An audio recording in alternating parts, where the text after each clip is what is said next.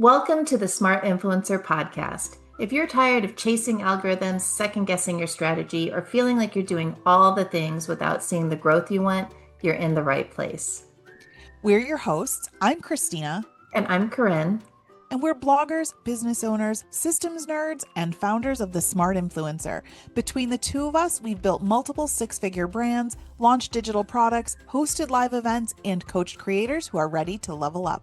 Each week, we break down what's actually working in today's creator economy, from monetization and list growth to systems, automation, and building a business that doesn't own you. Because this isn't about hustling harder.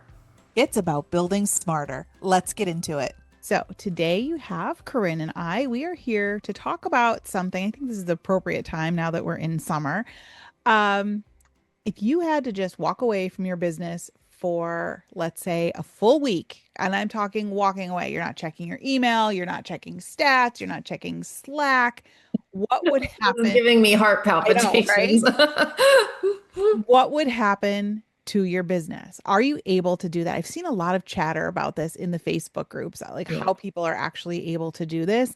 Like, would your business be able to keep running or would it just quietly fall apart? So I thought we would talk a little bit about these things because I've done it in my business, you've done it in your business, and the things we've done to make this possible. Right, right. Yeah. So, oh, go ahead. So I was just going to dive into talking about like really what we're covering today. Like we're not talking about like you're just hands off in your business and you're walking away forever, right? Yeah. Like it's not that. But like can you set up enough in your business that you can like disappear for days at a time and the whole thing's not going to fall apart or you're not coming back to chaos? Can you go to a 1 week retreat and like be working on stuff and paying attention there instead of like also trying to manage your business at the same Yeah. time? So, And just some of the systems we put in place to make this happen. I think right, it's just, being smarter about how you're setting up the back end of your business so that you can do these things temporarily. right. Well, and also to relieve like kind of your regular mental load. Like that Mhm. is I get like personally I feel like that's our mission. Like that's what we're always Yeah. trying to do. How to systematize, how to automate so that you can free up as much of your time as possible without giving up revenue. hmm And I think sometimes we're afraid of this, right? We think that if we're not there doing the things every day, all day, like all the things, everything is going to break and fall apart, and we're going to come back to Right. ancient Roman ruins. And it's And I not. guess that's an important distinction because as the owner of your business and as the mastermind, right, behind what's happening in your business, it's not about that you're not present in it anymore. Like there are people I know that scale to that level, but that's not actually for most of the people that we talk to and most of our friends, they like what they do. Like they still want Yeah. to be intimately involved in their business. It's about making it so that you are not the single point of failure so that if you went down like you got sick or something happened and you're out of your business for several weeks that all of a sudden your business everything that you've spent years building doesn't just fall apart because you're not there to do the day to day. hmm Because let's face it, life happens, right? We have all kinds of things that happen in our lives, and some of them are positive, some of them are not as positive, and we have to work through them. And we are so lucky and fortunate enough to be in this industry and to be in the position where we can set ourselves up to do that and to handle life's moments as they come at us. Right. And I think for me, that's one of the things I look at it is that's such a blessing for me to be able to do that. Exactly. I just why it's why I love what I do. Like my Yeah. grandkids live next to me now. I love that if they show up in the middle of the day, I can turn off the computer and go play with them Yeah. and not worry that like I can't make this month's mortgage. Right? So, we try to be somewhat organized with like how we did our outline for today. hmm So we're going to walk through like different, like basically different engines that are running in your business. hmm But for each engine, we're going to talk about like what you need to actually have in Yep. place in order to be able to step away periodically. hmm What usually breaks Right. so that you know how to fix that. And then we're going to ask you to do an honest assessment of where you are Yeah. so that you know what you've got to do in order to get the system up and running. Yeah. So I think the first thing that we all worry about if something like this should happen, we have to walk away, is content and traffic, right? Mm. That is our bread and butter. That is where, we make our money. So what kinds of things need to be in place? So I know, and I do this, I've now gotten into the habit of doing it every year because I learned the hard way. When I go on vacation, I go, usually we take the same family vacation at the same time of the year. I go in the week before and the week after, and I book off my entire calendar. I shut it all down. I don't accept appointments. I don't do anything. I block it all off to get ready to go Yeah. and to clean up for when I get from when I get back because I truly do. I used to go on vacation and do work. Right. Now I don't. I No. don't. I enjoy every single moment I am away with my family, vacationing and doing all the vacationy things. So I because I've built those systems in place. So like scheduling blog posts, scheduling emails, making sure your social content is filled up. Right. I do all of that the week before and I make sure, everything's set to run.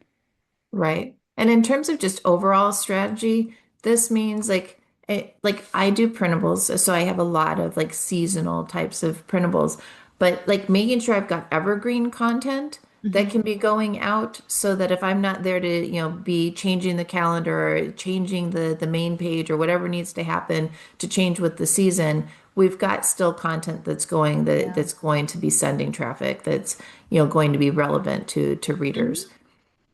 Yeah, so just making sure you have those things in place and doing what you need to do to for planned events that you can make sure that happens. So I know I struggled a bit when my son was graduating high school because there was so much stuff at one time.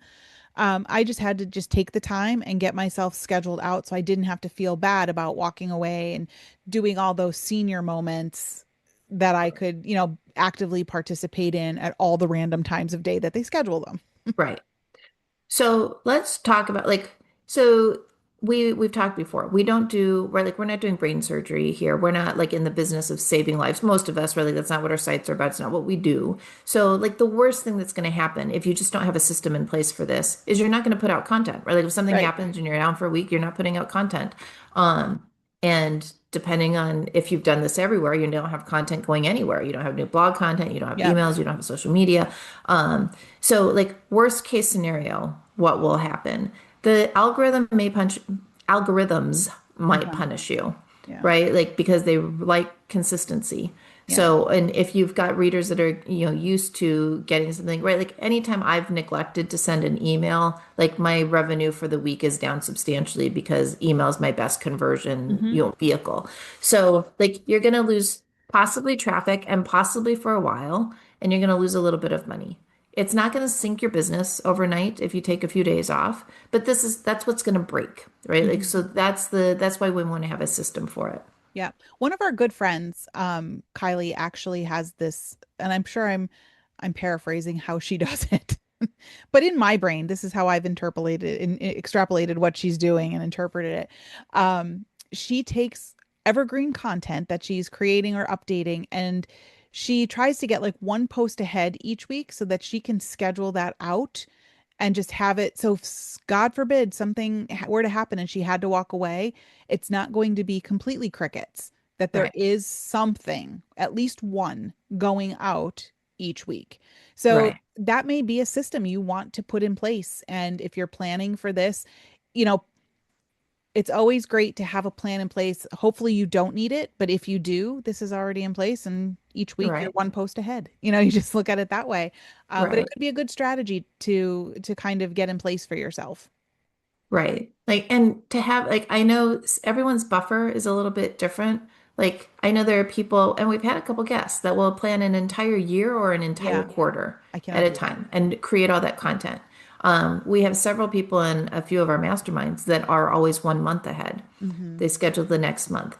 Personally, I like a good 2 week buffer. If I've got a 2 week buffer, I'm feeling good, right? Yeah, Like if I'm scheduled ahead with blog content. For right. email content, I do that in a 1 month batch. So I'll schedule all of Yeah. my content, like all of May's content. At the time that we're recording this in April, all of Hmm. my May content is scheduled for the email. And so speaking about email, maybe this is something that you go in and you create an evergreen series, right? An automation that runs without you telling it to, like a funnel that's just constantly running, but don't turn it on if that's not your thing. It's Right. just your insurance policy that you have in there that God forbid something happen and you need to step away for a period of time, You can go in and turn that on, and every week an email will drip out without you creating it. Right. Similarly, you can do it with social media. If Yeah. you've got a scheduling tool, but you like, let's say Pinterest, right? Like because both of us like manually live pin, right? Or Mhm. someone on the team does. So we live pin, we don't use a scheduler. But if you wanted, if you're doing all of that yourself, you could have a scheduler as backup and then toggle that on for when you need Yeah. it. So have it set. Like I said, it's kind of like the generator, right? Just Mhm. waiting for the storm to come. And it's just sitting there. You don't use it until you need it, and then it just turns on. So you can build those things in for your business so that they're ready to go. And if you want a really easy way to do this, like I'm all about not reinventing the wheel. So for example, for emails, go back to, your email, use ones you've published years Yeah. ago, and then just copy and paste that in and maybe make a few tweaks. So you don't need to be writing all new emails from scratch. Yeah. I promise you that your subscribers, even if they've been on your list that whole time, do not remember the email that you sent in April of, 2021. I No, promise. Yeah, they probably don't remember what you sent in March of 2026. that's true. That's Let's true. be honest. So Okay, yeah, getting so that stuff is can be a huge help for content. and your reality check here, right? Like to figure out where you are from where you want to be, right? Like is so right now, if you ask yourself, what would happen if I stopped? Like if something happened, and I took a week off right now, right? Like is there anything in place that's going to keep your content going? Is your social media going to go? Is your email going to go? Like if it can't, if none of those can survive without you, that's what you need to work on right now Yeah. in order to give yourself that Get those flexibility. insurance policy systems set up Yeah. in place, the generator of your business. Yeah. Yeah. All right, let's talk a bit about revenue because this is another big one, right? We want This to is make sure, yeah, this to me is this is my big one. yeah, this is huge. So making sure that you have revenue generating systems in place that don't rely on you doing all the work every day, all day. Right. And I feel like this is where you succeed. So, well, yeah, good. Like my entry into digital products was like when I figured out what a tripwire was, right? Like, so all of my sales funnels, for the most part, run on autopilot, right? Like it's a freebie that's connected to a tripwire. I know yours are the same, Christina. And then like my thing is like optimizing them so I can get that average cart value up. But they're set up and I don't touch them again for the most part, right? You can also I wish I was better with names. We'll have to find it. We'll put it in the show notes. We had someone on the podcast that talked about setting up was it, maybe it was Tammy, talking about digital or evergreen flash sales. So It was she'd set up Tammy. a forever sequence, but she would put in like the evergreen countdown timer. So when you got to that part in the sequence, you'd get a flash sale on a product that was Yeah. like for you, right? Like, so it looks like a flash sale to the user, but each user's got their own trigger for that Mhm. so that it's evergreen. That has been on my list for a while to add that. I just haven't got organized, and Yeah. it was just one of the projects I haven't got to. But I think that's brilliant, especially if you're doing a lot of product sales, if that's one of the things that you're doing. The other one is if you've got regular forever sequences already, just to drip in offers if you don't have them already. Hmm.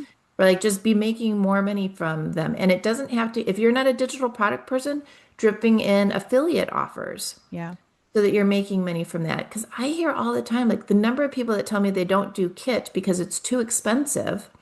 But meanwhile, it's got so many like rich features and even MailerLite now. Like MailerLite was always a low cost alternative, but it's not anymore. Like I feel like pricing wise, they're equivalent. So like they can't afford their email because they're not making their money back. But if you go talk to a digital marketer, they are making so much more money than us with a much smaller list. Yeah. So you're not doing something right. And I say this with love because I'm still working on my email monetization. Hmm. So that's one of the first things I'd look at because emails you can schedule ahead indefinitely. Our blog content, you can somewhat, like if you wanted to get ahead on updates that for a money making post. But in general, if you're monetizing just on ad revenue, those aren't big levers to pull. Like you're Right. not guaranteed that a post update is all of a sudden going to make you a ton more money. Hmm. So I would get ahead and schedule emails and make sure that you've got at least a couple good funnels set up. Make sure every single one of your high converting opt-ins goes to a good tripwire. That would And be the then very first thing I did if you didn't have anything set up. yeah, and that those are placed on your top posts. Hmm. right? So that they are driving as much traffic as possible to them. Right. Yeah. All right. So next up, and this is kind of, I think, a little bit harder, right? Customer um operations, customer support, like that whole stuff, I think is it's one of those things you can set some of it up, but a lot of it is real time, right? Like if somebody's going to be saying, "Hey, I didn't get my Right. product that I purchased," you can't let that sit for 2 weeks. You have to address that. So there's some systems you can put in place there. I think one of the easiest things to do is to set up a filter in your email to pull out those common words and flag them in some way, right? Ooh, that's a Whether good one. Yeah. right? So if you have a separate email address just for customer support, right? Maybe it's help at yourwebsite.com or something like that. Flag that and send it to your main email so that you don't miss it. Or if you use another tool, maybe you could have it sent directly to your to-do list. Like there's automation systems I know we're getting a little complicated here, but if you're planning to be away for a while, you can set those automations up where it does flag you in other ways so you know that those are there. Now, perhaps it's because I'm lazy and I hate dealing with customer issues. My thing that I would recommend if you're only going to do one thing is to create a troubleshooting doc, either have it live on your site Mhm. or like I have it as a page on my website, but I link to it in every single invoice so Yes, me that too. they hopefully they can troubleshoot their problems. Then I have an autoresponder in email that goes to everyone. If you've ever Yeah. sent me an email, you've received this autoresponder that says, "Hey, I'm a one-woman show. Like I don't have a ton of time. I don't check email because I'm trying to be present for my family. If this is a critical issue, reply to me with this in the subject line, which like is like Christina says, flagged immediately for something important. But otherwise, go check out this page because it will answer most of your problems." Yeah. So if you're only going to do one thing, create the troubleshooting doc Yeah. and then figure out how to deliver that And to your then put people it so that, everywhere. yeah, because it will eliminate 90% of the emails that where people need you. Like Right. there are some things, something doesn't fire well with the, fire right on in tech. Like Yeah. it doesn't get rid of all of your customer service issues, but it does get rid of most of them. Yeah. Yep. So I mean, that is definitely, I also do that. I put it's on the website. I even put it in the delivery email for my products, things like that. So there is, if they say they don't know how to solve a problem on their own, they're clearly not reading things that are getting into you. So it's just always look for ways to take you out of the process, right? And there's often ways that we can template or automate or delegate those things. So another thing you can do is if you know you're going to be away for a period of time, just bring somebody in just to check your support inbox Yeah. for issues, right? They could just go in once a day. It could be a really quick, simple task. It's not going to cost you a lot, but you can have the peace of mind knowing that the customer service issues are being checked. And this is another place too where if you're comfortable with AI or even just moderately comfortable with AI, you can create a like a customer service GPT that they use. So whether you actually install a chatbot on your site or you create a custom GPT and put that link into your delivery Mhm. emails on your site somewhere, all of that that is loaded with all of your documentation so that they might be, again, if you can get them to solve their own problem, Yeah. it's even better because they're not waiting on an email. It's actually a better customer Yeah. experience. Yeah. Yeah. Yeah. So, operations, if you have things that are going on and somebody is going to need to pick up the slack for you, I mean, we cannot stress this enough. You need an SOP. So, Mhm. start with your most important operations and common issues and create an SOP for them so that if somebody does need to step in for you and do some things while you're not able to, they know exactly how to do it. We've built that entire process into our system, which is our SOP and team manager Airtable template. So if you use Airtable and you wanted to look at those, we have it all built into, those custom templates that you can download and start using to manage all your SOPs. Yeah. And even walking you through how to create some of them. But yeah, SOPs are I think are a huge lifesaver. Plus, it saves you when you have to go back and do a task that you don't do very often. Right. All Yeah. right, this last one, I'm gonna say, I don't know if I'm on the last one, not yet. Next to last one, I will say I struggle with this because my least favorite thing about running a business is managing the team. Mm. All aspects of it. I don't like the hiring process. I don't like doing the trainings. I don't like any part of it. In fact, I've hired two different people to do this part for me because I dislike it so so much. But if you've got a team that's managing some aspect of it, until you've been in it a while, usually those that team isn't trained to replace what you're doing in the business still, right? Like No. if we bring them on to help maybe with social media management or maybe to help with photography or writing, but they can't do what you do. But they still need your input every week. And I structured my business that way where I met with my team members regularly. So, like, you need to have in place like very clear roles, clear ownership of who is supposed to do what, Hmm. and then what they should do. And Christina, I love this when you did your in your intern course that you need to have something that they can work on while they're waiting for you. Yeah. Because the number of times my team was sitting around waiting on a decision for me and I just didn't have time to get to it. You don't want that to be idle time because you're paying them. Yeah. So, like having projects that they can work on that are still like revenue inducing or like helping your business in some way so that they're not sitting idle when they want Hmm. to work and or when you're paying them. Hmm.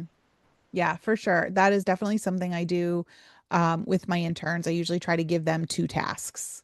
One is the primary one, and the other one is the if you're waiting for me for something you could be working on. It's not as urgent, usually not deadline driven. The other thing I would say is to have a system in place. So I do this like when I go on vacation or if I'm going away to a conference or something like that.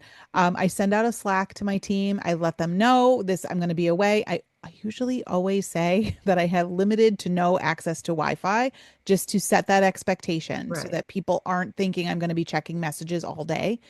And that if they need me urgently, they are to send me an email at this address and to put urgent and then the issue in the subject line.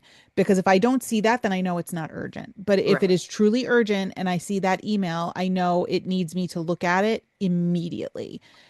Because I have a love-hate relationship with Slack that leans mostly towards hate. So I don't rely on Slack for those kinds of things, but Well, and this is where again SOPs I feel like really help, yeah. like having clear, like because everything's clearly defined there. But the other tool I like for this, and I'm using it more and more because I'm visual. I like a good decision tree because I've been trying to get them because I relieved my business manager. Like it just we got to a point in the business like she wasn't serving me well anymore.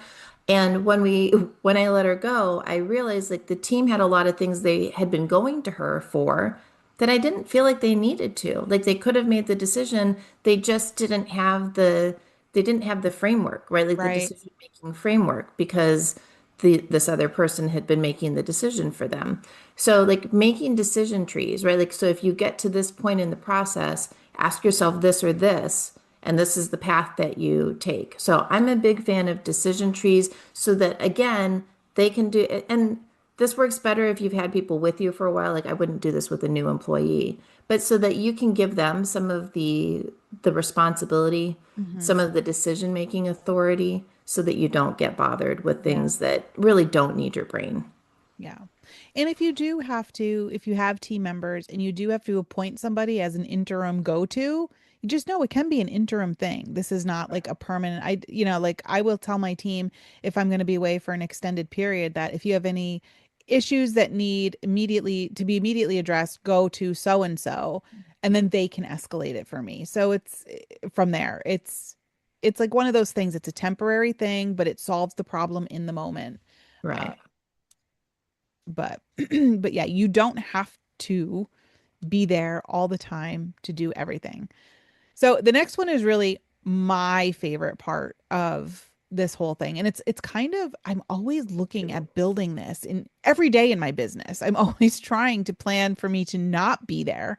And that's building in the systems and automations to have in place so that I don't have to be touching everything. Because Yeah. that is my goal to Yeah. kind of like never going into a bank branch or a post office ever again for the rest of my life.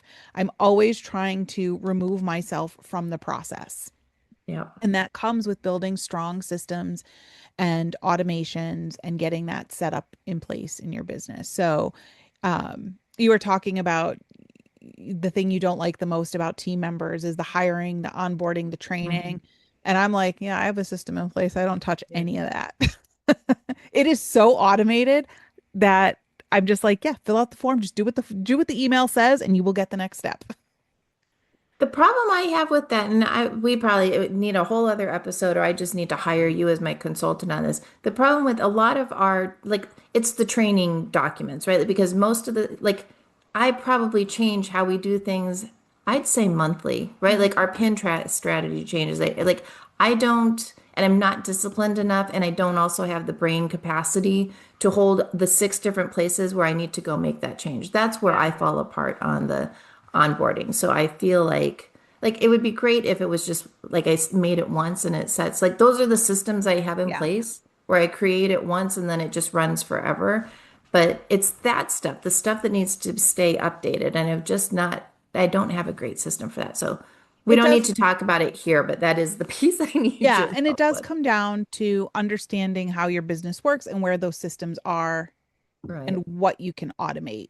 And I think sometimes we just have to look at it from the framework of, do I really need to touch everything? Like, does it require my physical touch in the system, Right. or can it be automated in some way? And I'm always looking for ways to speed that up and to make it more efficient. Yeah. Same thing with data tracking. I mean, that's something now that AI is so great for. Like, if you have that going on, just put an AI bot in place to take care Well, of and it's funny because I think this is why you and I, like, we both love, again, we went different directions. Like, we both love systems and automation, but like, I feel like with you, like, you got the systems that run, like, you can manage the whole team there. I'm too afraid, like, if someone's going to misinterpret it or something's going to change or something's going to break there. But like, AI, like, because if AI, like, I'm talking to it every day and knows how I think, like, I guess it's a control freak thing. Like I Mhm. want it to be done the way I want it, and I know I don't trust my ability to communicate that to a person, but for some reason I'm much more comfortable with the computer. You'll let the robot do it, not the I'll let human. the robot do it. I upload my brand voice and my brand identity. It doesn't make mistakes with that. So, Yeah. yeah, I like a good AI automation. Yeah. So, I mean, whatever tools you're using, whether they're human or not, um, I think it's just understanding and really looking at your processes. And like I said, and I know we've said this over and over again, but at the summit, this was something we talked about with systems is like really getting granular, because sometimes if you look at it too wide in scope, you don't see where the automations Right. can happen and where you can actually streamline things. But when you break it down granularly, you start to see those opportunities for your business. So that is something that we can help with in group coaching and things like that. But I feel like also a good notebook and pen helps yeah, with this. Like if you, or I don't know, if you're not a dinosaur like I am and you keep it in a Google Doc or something where you could type it out. yep, But like for like a week, just anytime you're working on a project, write down like what you're doing and then review that at the end of each day and be like, what of this could I have yeah. automated in some way? And we walked through a process at the summit where I took you through how to break that down granularly so that you can Yeah. see where those opportunities are. Right. What can I delegate? What can I Yep, automate? Yeah. yep, What has to be me yep. is Right. super helpful. Yeah. Yeah. So usually where things break are like that hidden step that's in there that we didn't think about, right? Mhm. That's, I mean, if you're not a detail oriented person, that's probably the first place something will break. If you're not an overthinker, like I try to Correct. break it way down. Or, things that happen only because you remember them. Like you can't take yourself out because you're that single source of truth. Right. And that's where having some sort of system, whether that's Airtable, ClickUp, Trello, Asana, whatever, Monday, Notion, whatever your tool is, having that single source of truth for Yeah. your business where you can store all of that stuff. Yeah. Yeah. So get your memory out of that and just replace it with systems. Like always, our friend Kim says she's always trying to fire herself, and Yeah. it's I a know. great way to look at it. Yeah. Yeah. Okay, this last one I think is huge, because it is the part that uses up so much bandwidth, and it's like decision making, Yeah. right? Like making decisions. And that is where it truly has to be us, right? Like you have to be the one that makes decisions. So when we're talking about stepping away from it, how on earth, like, are you going to be able to do that? Because there are so many decisions we make, like before lunch on any given Yeah. workday. So you may not be able to like just step away from that for a ton of time, but there are ways you can streamline this to make it faster and easier to do. And then if you do it on a somewhat regular basis, right, like you can stay ahead of the bigger problems. Hmm. Um, and both of us I know have done this, and it was like it's life it's just life changing. I feel like I say that a lot, but there are a couple things that are, and this one is like creating a dashboard. Just Yeah. having a dashboard that filters out all of the noise. This is one of the reasons we loved Airtable, right? Like because it was so easy to create views that just showed you the information you need and nothing else. But having some sort of dashboard that shows all your critical information. I mean, now with AI, you and I both have like AI generating the report for us. But like having that, and if you've got a team, having one available for your team so they know where everything Hmm. stands. But whatever it is you want to track, like which posts are up or down, or like is your revenue where it's supposed to be? Like, did all the emails go out that were supposed to, that were supposed to go out? Whatever it is you're tracking, what are your open rates and click rates look like this week? Have they fallen off? Are your subscribers up and down? I would say, like for my business, because I love numbers, I would love to see all the numbers, but I've realized there's only like 10 that I need to look at. Yeah. So And you figure out can what yours are. and you can have different dashboards for the daily looking and the monthly looking, right? Or even weekly looking. Yeah, I have Because you daily, weekly, and monthly, and Yeah, they're because you don't different. need all those numbers all the time.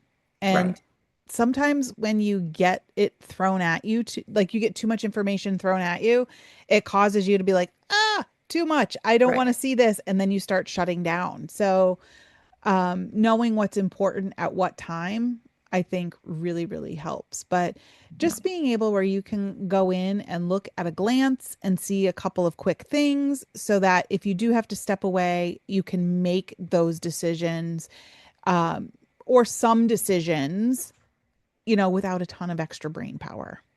Well, and also if you've got them, if you can find a way to automate this, whether with AI or however you're getting the data, if you can do this, then if you do end up stepping away expectedly or unexpectedly, when you come back, you will have that, like you'll know exactly what the effect was. So you Hmm. know where to go fix it. Hmm. Right? Like instead of just coming back to like a huge inbox and a massive to-do list, you can look at the report that's right. Like it doesn't have judgment. There's Yeah. no emotion in it. It's just numbers. And you can see, oh, traffic did dip or traffic didn't dip, but revenue did, right? And then you know what to go fix immediately. So as soon as you come back in, you know where to put your time and effort. And if you're like me, I love things that are color coded. So build in some conditional formatting that will just highlight things that you need to pay attention to. So if you could look at it and like, I'm not even reading the numbers, I'm just looking for, trouble areas, which I've colored red, right? So if I don't see any red, I know it doesn't require full brain power that day. And I can Right. just go on with doing whatever it was I was doing. But if I look at it and I see red, I'm probably going to need to make time to figure whatever that is out. It just gives you like that litmus test. So Yes. you're not bogging yourself down when It's you're not. just faster decision Yeah. making too. Yeah, Yeah. if you're visual, it works. Yeah, I love a good color coding system too. Yeah. So that always helps me. But another thing too, if you're thinking about this and you're like, okay, we're taking time off for vacation or, your kid's graduating high school and you have things going on, whatever, there's a baby coming, whatever the case may be, they're all good things, right? Right. But if you're thinking on the other side, gosh, what if something happens to me and my business? What will happen? We do have a product called the Smart Influencer Legacy Organizer. I know we don't talk about this stuff enough. We are the world's I worst can salespeople. tell you did the money mindset exercise today because you've been really good with remembering Well, all. yeah, but I'm thinking about it and I'm like, because, you know, I'm a police officer's wife. I live in that reality every single day, when my husband gets dressed to go to work, that, it's just a reality. But if you have that thought in your mind, that might be something for you. The legacy organizer is just a place where you can put all of the critical information about your business and we walk you through the steps of how to let people know so that somebody else, should they have to step in and be you for a period of time, they know what to do. They know where all the important stuff is. They don't have to go searching for it. They don't have to go finding it. It's all right there in one place. We've even put a glossary of terms in there so they know what the heck you're talking about when you say certain words that are just relevant to our business. Well, and honestly, if you pair that with the SOP base and the smart influencer system, like that you used to run, like that little portfolio of things, like if you ever go to sell your business, is going to Oh be my so gosh. valuable. Again, if somebody needs to pick up and run the business Yeah. for you, or if you step away and need to come back, like everything's right there. It is. We did build it for that Yeah. purpose.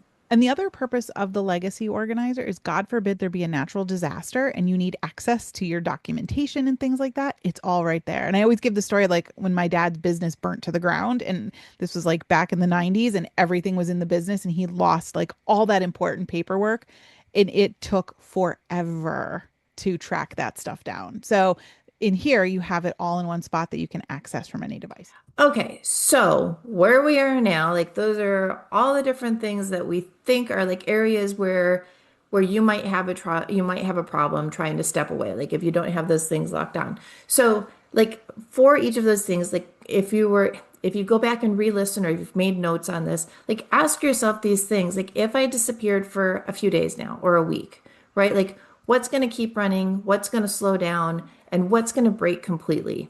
And you're going to start with that break completely because we don't want that to happen and then Yeah. work your way back up, right? So, Right.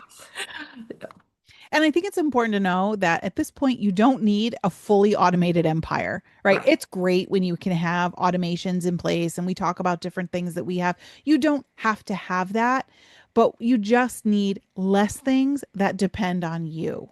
right. And that's Just the be whole goal. looking, like, again, back to Kim's quote, just be looking for more ways that you can fire yourself, that you can Yeah. get yourself out of the day-to-day business. Right. So, you can always build up to that automated thing, but for right now, what are like a couple of things that can, you know, rely on you less? So, pick one bottleneck that you have in your business and work on removing it right now.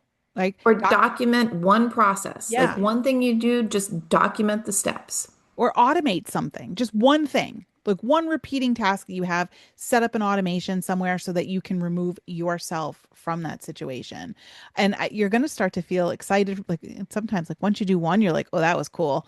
Yeah. Like, oh, let me see what else I can do now. Right. It becomes like a little bit addicting that you can, It really does. It yeah. does. And then, yeah, especially when you take a next step, like when you figure out an automation, you're like, oh, what else can I automate now? Or when you've got a good system, you're like, oh, like I'm feeling very organized now. It does. It is a nice waterfall effect. Yeah. And if you wanted to go back and listen to the replays from our summit, you can still get that virtual ticket where you can listen to those replays. Corinne talked a lot about great ways to use AI. I talked a bit about systems. We talked about, how to set up those goals and things like that. There was a lot of great stuff in there. So you can still get that, or you can sign up for group coaching. We can hold your hand through the entire process. We can help you build those systems and automations and get AI set up for yourself. Definitely. So we'll include links to all of that in the show notes, so you can easily find that. Thank you for joining us today, and we will be back next week with another episode. Yeah, see you then. If today's episode gave you clarity, direction, or even just one solid aha moment, that's your cue to take action. Make sure you're subscribed so you don't miss what's coming next. And if you found this helpful, please share it with a creator friend who needs to hear it. Smart creators build in communities. And if you're ready to go deeper, whether that's through our mastermind, live events, or free resources, head to smartinfluencer.com and get on our list. That's where we share the strategies, tools, and behind the scenes insights we don't always talk about on the podcast. Thanks for hanging out with us today. Now go build something smarter.